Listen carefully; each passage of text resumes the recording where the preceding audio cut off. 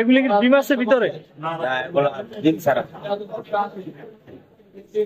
একটা তো প্রায় 1 কেজির কাছাকাছি না? 1.5 কেজি 1.5 কেজি প্লাস আবার 1 কেজি কম।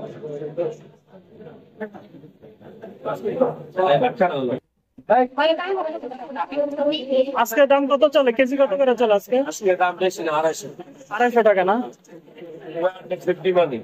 তাহলে তো কম আছে। এমনিতেই ছোটগুলি দামই তো 200।